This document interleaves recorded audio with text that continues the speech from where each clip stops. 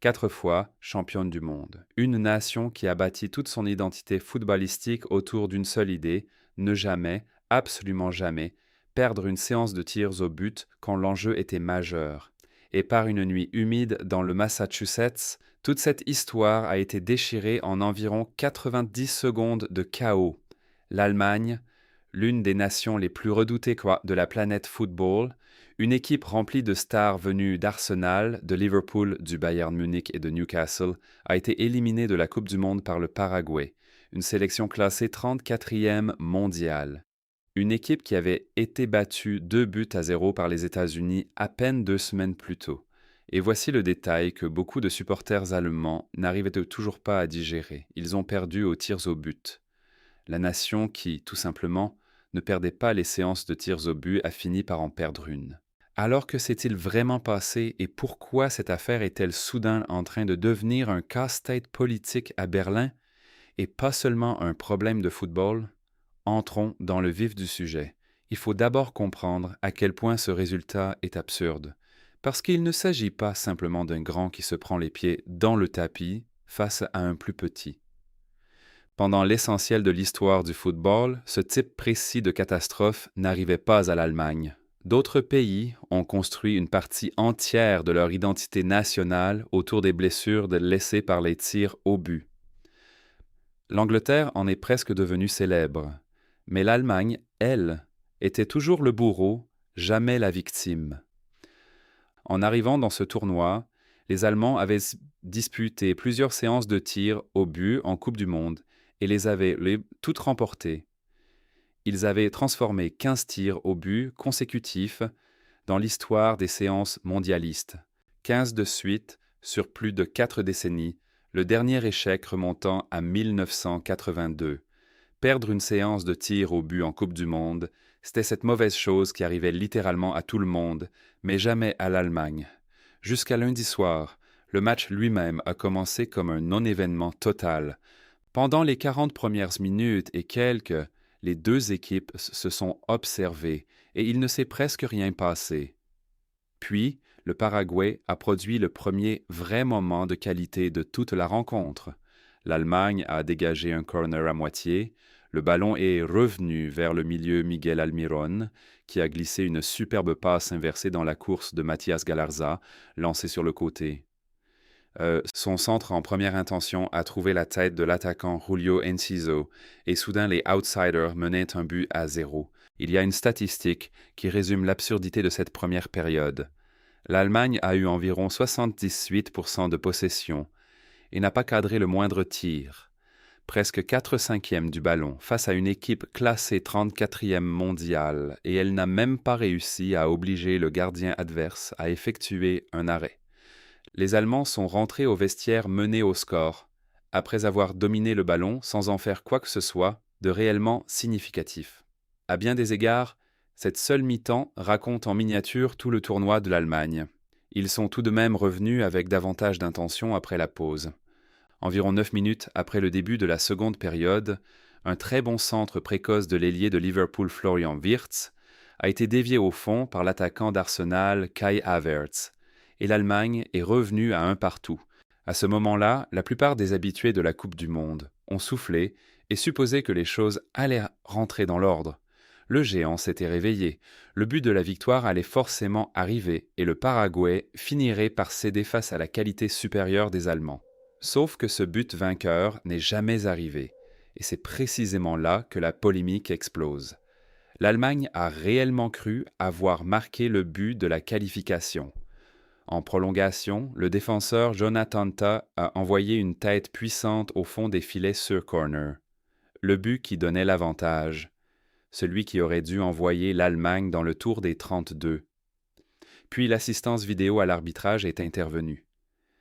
Les officiels n'ont pas apprécié un accrochage entre le défenseur allemand Waldemar Anton et le gardien paraguayen Orlando Gil dans la construction de l'action, et ils l'ont signalé comme une faute. L'arbitre marocain Jalal Jayed est allé consulter l'écran au bord du terrain, a revu les images lui-même et a donné raison à l'AVR.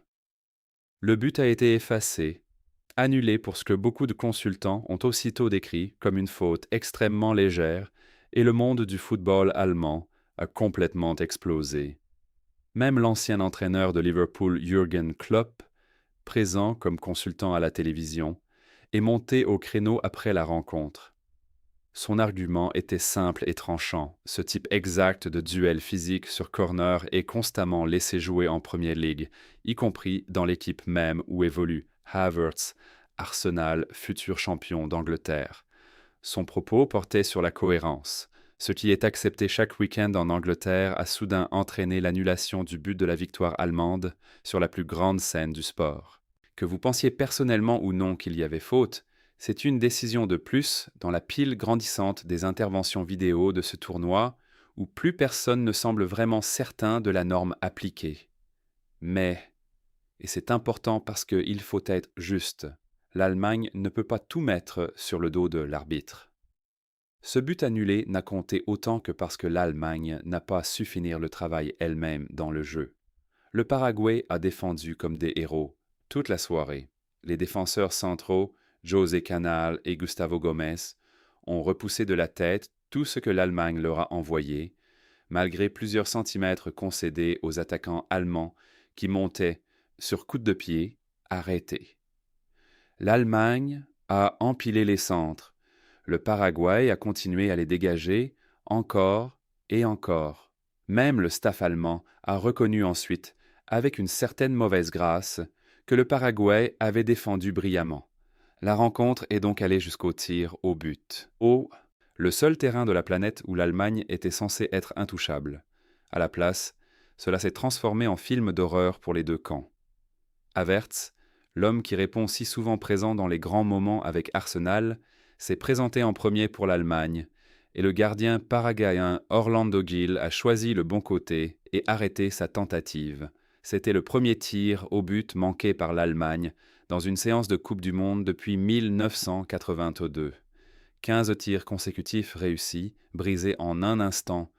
Les deux équipes ont ensuite enchaîné quelques tentatives transformées, puis Gil a sorti un autre arrêt immense, cette fois face à l'attaquant de Newcastle, Nick Woltemade. Cela a offert au Paraguay 2 occasions distinctes de plier définitivement le duel. Et dans un retournement que personne n'avait vu venir, le Paraguay a gaspillé les deux. L'attaquant Antonio Sanabria a croisé sa tentative à côté du poteau, puis la légende allemande Manuel Neuer a plongé bas sur sa gauche pour repousser une autre frappe paraguayenne. D'une manière presque invraisemblable, l'Allemagne était encore en vie. La séance est entrée dans la mort subite, et Jonathan Tah s'est avancé, ce même défenseur dont la tête avait été annulée plus tôt dans la soirée, désormais face au tir le plus important de sa carrière. Il l'a expédié largement au-dessus de la barre, dans les tribunes. José Canal a alors eu l'occasion d'envoyer définitivement l'Allemagne à la maison. Il s'est élancé et a frappé en pleine lucarne. Terminé. Le Paraguay, 34e nation mondiale, humilié par les États-Unis environ 2 semaines plus tôt, venait d'éliminer au tir au but l'Allemagne, quadruple championne du monde, de la Coupe du Monde. Alors que se passe-t-il réellement ici ? Parce que la réponse honnête est plus vaste et beaucoup plus inconfortable pour le football allemand qu'une mauvaise décision arbitrale ou qu'une soirée ratée. La vérité dérangeante, c'est que l'Allemagne n'est tout simplement plus le géant qu'elle était. Même pas proche. Voici le contexte brutal que personne en Allemagne n'a envie d'entendre en ce moment. En 2014, lorsque l'Allemagne a remporté la Coupe du Monde et a notamment démoli le Brésil 7 buts à 1 en chemin, elle était sans discussion la première nation de football de la planète. Elle avait terminé sur le podium plus souvent que n'importe quel autre pays dans l'histoire de la Coupe du Monde. Elle était la référence absolue à laquelle tout le monde se comparait. Depuis cet été magique, c'est un effondrement au ralenti. Elle est sortie dès la phase de groupe en 2018. Elle est de nouveau sortie dès la phase de groupe en 2022. Et maintenant, en 2026, elle s'arrête autour des 32. 3 humiliations consécutives en tournoi. Le sélectionneur Julian Nagelsmann l'a lui-même dit tout haut après la rencontre, avec ce que les journalistes ont décrit comme un regard perdu à 1000 lieues. C'est la 3e élimination d'affilée, et cela signifie que l'Allemagne ne fait tout simplement plus partie des équipes de première classe. Arrêtez-vous une seconde là-dessus. Le sélectionneur de l'équipe nationale allemande admettant ouvertement, devant les caméras, que son propre pays n'appartient plus à la véritable élite du football. Les chiffres lui donnent raison de manière froide et clinique. Avant cette finale de 2014, l'Allemagne avait remporté environ 75% de tous les matchs de Coupe du Monde qu'elle avait disputés dans son histoire. Depuis, ce chiffre s'est effondré pour tomber autour de 40%. Elle n'a plus été classée au-dessus de la 9e place mondiale depuis 2018, et après ce nouveau désastre, il faut s'attendre à la voir descendre encore dans le classement de la FIFA. Ce n'est pas un accident isolé, c'est une tendance qui dure désormais depuis plus d'une décennie, et tout le monde dans le football allemand le sait. Les joueurs le savent aussi. Le milieu İlkay Gündoğan avait l'air sincèrement dévasté après la rencontre et a, en substance, présenté ses excuses à tout le pays en disant qu'il s'agissait de sa 2e Coupe du Monde et que l'Allemagne avait échoué 2 fois de suite sous sa responsabilité. Il a expliqué que l'équipe avait pratiqué un football correct, mais qu'il lui avait toujours manqué quelque chose tout au long du tournoi et que la même histoire s'était répétée ce soir-là. Il manque toujours quelque chose. Cette phrase est peut-être la meilleure description du football allemand moderne. Un effectif rempli de noms talentueux, issus des plus grands clubs européens, qui, de manière presque mystérieuse, produit sur le terrain moins que la somme de ses parties. Comparez cela au Paraguay, une équipe composée en majorité de joueurs qui ne sont pas considérés comme des stars selon les standards européens, évoluant dans clubs en Argentine, au Brésil et ici, aux États-Unis, mais qui a simplement mieux combattu, mieux défendu et mieux résisté nerveusement qu'un adversaire supposé supérieur au moment où cela comptait vraiment. Et c'est ici que l'histoire cesse d'être seulement une histoire de football pour devenir réellement politique en Allemagne. Environ 24 heures après l'élimination, la Fédération allemande de football, connue sous le nom de DFB, a publié un communiqué public en indiquant très clairement qu'il n'y aurait pas de retour à la routine après ce que les responsables ont qualifié de défaite écrasante. Le président de la DFB, Bernd Neuendorf, a annoncé une enquête formelle sur tout ce qui avait mal tourné pendant ce tournoi et a confirmé s'être déjà entretenu avec Nagelsmann ainsi qu'avec le directeur sportif Rudi Völler pour commencer à disséquer l'échec. Neuendorf s'est gardé de soutenir publiquement son sélectionneur, ce qui, dans le monde des fédérations nationales, se lit généralement comme un silence très bruyant. Il faut noter que le prédécesseur de Nagelsmann, Hansi Flick, était déjà devenu le premier sélectionneur allemand de l'histoire à être licencié en cours de mandat. Il existe donc désormais un précédent institutionnel réel et un réel appétit institutionnel pour changer tout en haut si les résultats restent aussi mauvais. Nagelsmann, de son côté, affirme n'avoir aucune intention de partir de lui-même. Interrogé par la chaîne allemande ZDF juste après le match, il a expliqué qu'il n'était pas quelqu'un qui fuyait les moments difficiles et qu'il restait disponible pour continuer si la fédération le souhaitait. Il a souligné qu'il savait déjà comment cette industrie fonctionnait, que beaucoup de gens réclameraient sa tête, mais que la décision revenait en fin de compte à la DFB et non à lui personnellement. Il a révélé que les responsables fédéraux lui avaient déjà parlé dans l'immédiat après-match, décrivant le ton comme plutôt favorable que réactionnaire, tout en reconnaissant que personne n'allait lui proposer une prolongation de contrat quelques minutes après une défaite aussi douloureuse. Son contrat actuel court techniquement jusqu'au prochain championnat d'Europe, mais ce papier paraît soudain beaucoup moins solide qu'il y a une semaine. Sans surprise, le train des spéculations est déjà parti, et le nom associé à presque toutes les rumeurs est celui de Jürgen Klopp. L'ancien entraîneur de Liverpool et du Borussia Dortmund, qui travaille comme consultant télévisé pendant toute cette Coupe du Monde, a été directement interrogé sur une éventuelle prise de fonction à la tête de la sélection. Il a fermé la porte assez fermement en disant que ce n'était tout simplement pas le bon moment pour avoir cette conversation, surtout parce qu'il sait exactement ce que cela fait de voir un grand rêve s'effondrer quand on est entraîneur. Il a dit comprendre pourquoi son nom revient chaque fois que le poste allemand est évoqué, compte tenu de son statut dans le football. mais a insisté sur le fait qu'il n'avait pas vraiment réfléchi personnellement à cette possibilité. Reste que le simple fait qu'un entraîneur du calibre de Klopp soit évoqué publiquement dans les 24 heures suivant l'élimination dit tout de la fragilité silencieuse de la position de Nagelsmann. Lothar Matthäus, légende de la Mannschaft et membre de l'équipe championne du monde en 1990, est allé plus loin que la plupart des autres en déclarant publiquement que la fédération ne devrait pas poursuivre avec Nagelsmann, tout en critiquant ce qu'il a décrit comme un manque d'imagination tactique dans la manière dont l'équipe a abordé le tournoi.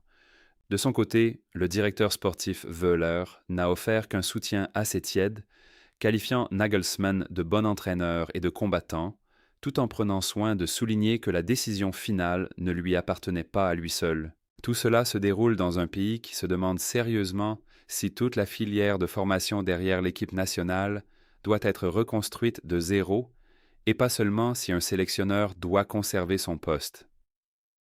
En prenant encore plus de recul, cette Coupe du Monde est en train de devenir un véritable passage de témoin à l'échelle internationale. L'Uruguay est sorti dès la phase de groupe, avant même le début des matchs à élimination directe. Les Pays-Bas ont été éliminés le même soir que l'Allemagne, dans une surprise tout aussi retentissante. Et maintenant, un quadruple champion du monde a été renvoyé chez lui par une équipe dont presque personne en dehors de l'Amérique du Sud n'avait entendu parler un mois plus tôt. L'ancienne hiérarchie du football mondial se fissure visiblement en temps réel, et aucune nation ne ressent cette fissure plus douloureusement en ce moment que l'Allemagne, un pays qui a passé des décennies à être l'équipe que tout le monde craignait et qui se retrouve désormais réduit au rôle d'avertissement vivant de ce tournoi. Le Paraguay, lui, peut savourer chaque seconde.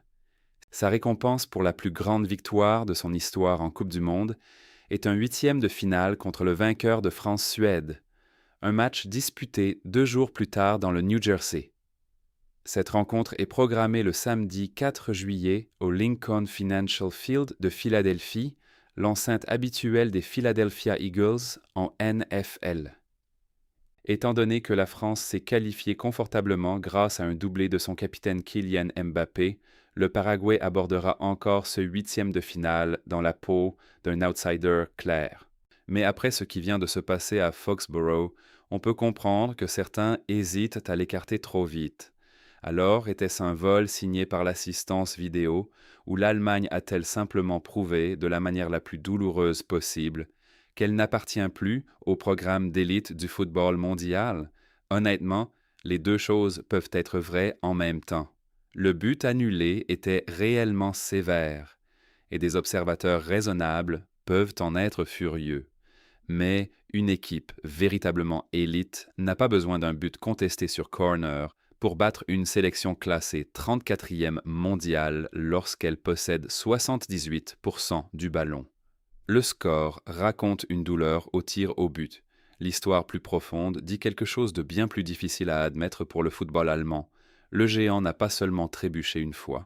Il rétrécit depuis 12 années consécutives et les retombées politiques au sein de la DFB dans les prochaines semaines pourraient se révéler aussi dramatiques que tout ce qui s'est passé sur la pelouse de Foxborough. Il existe aussi une couche politique plus profonde qui va au-delà de la sécurité de l'emploi d'un seul entraîneur. Ces dernières années, le gouvernement fédéral allemand a investi des sommes importantes d'argent public dans les infrastructures du football de base, précisément pour tenter d'inverser ce déclin. Et ce nouvel échec est déjà présenté par des commentateurs allemands comme la preuve que l'argent seul ne peut pas réparer un problème structurel. Les ministres des Sports et les responsables régionaux du football en Allemagne ont passé les 2 derniers jours à répondre à des questions sur l'état de toute la filière des centres de formation, autrefois considérés comme la référence mondiale après les réformes lancées dans le sillage de la catastrophique campagne de l'Euro 2000. Ironiquement, cette réforme est exactement celle qui a produit la génération dorée victorieuse en 2014. La question inconfortable posée aujourd'hui dans les journaux allemands est de savoir si ce système n'a tout simplement pas été actualisé pour une nouvelle génération d'adversaires qui défendent plus bas, pressant plus intelligemment et ne craignent plus le maillot allemand comme autrefois. il y a également une intrigue secondaire intéressante autour du rapport politique entre le football et l'identité nationale en Allemagne. Historiquement, les succès du football allemand ont été liés à des questions plus larges de confiance nationale et d'unité depuis ce qu'on appelle le miracle de Berne en 1954.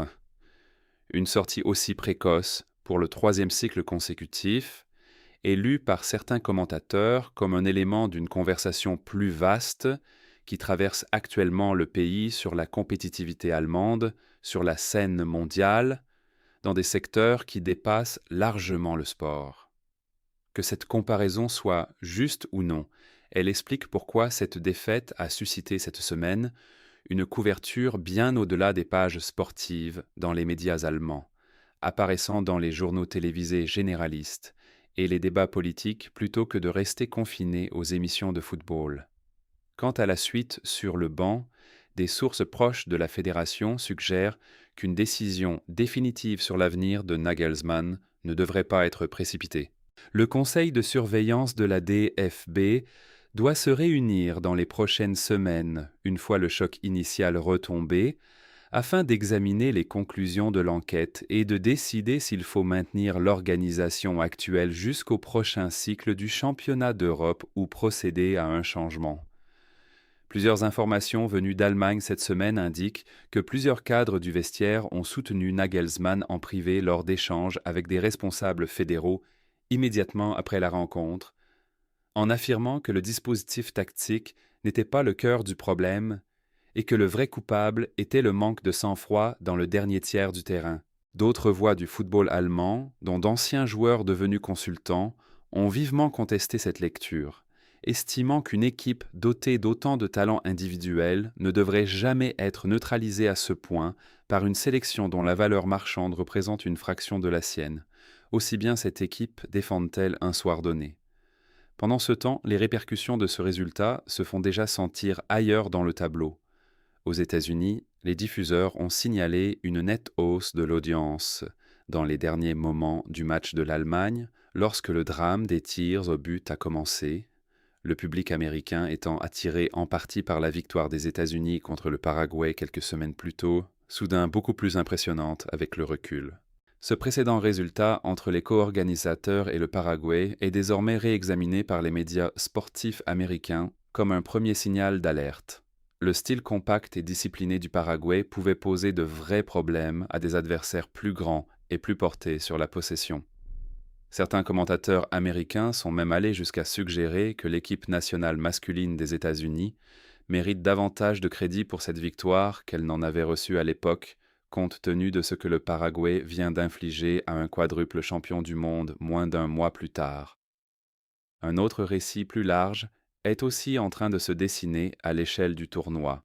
Cette Coupe du Monde, élargie pour la première fois à 48 équipes, produit des résultats plus imprévisibles que ne l'avait jamais fait le format traditionnel à 32 équipes.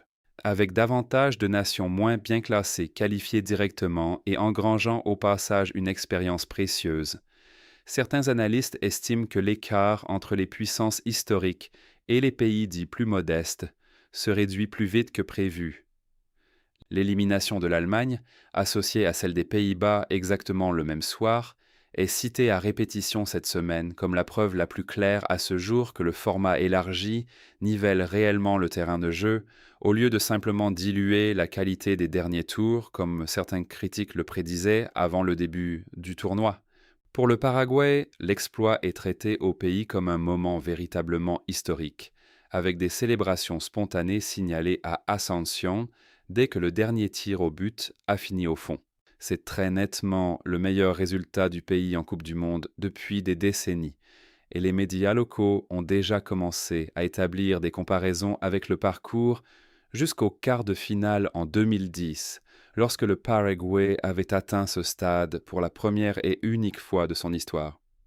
Le sélectionneur et les joueurs ont toutefois pris soin, dans leurs interviews d'après-match, de ne pas s'emballer, répétant que le test contre la France ou la Suède le 4 juillet serait un défi d'un tout autre type face à une opposition disposant de beaucoup plus de puissance individuelle devant que l'Allemagne n'a su en générer ce soir-là, De retour en Allemagne, l'ambiance pour le reste de l'été est décrite par la plupart des journalistes sur place comme quelque part entre l'abattement et la fureur, avec très peu d'envie de patienter après 3 éliminations précoces consécutives. Quelle que soit la décision finale de la DFB concernant l'avenir de Nagelsmann, la conversation plus large sur ce qu'est réellement le football allemand aujourd'hui, quadruple champion ou puissance en déclin, ne va pas disparaître de sitôt.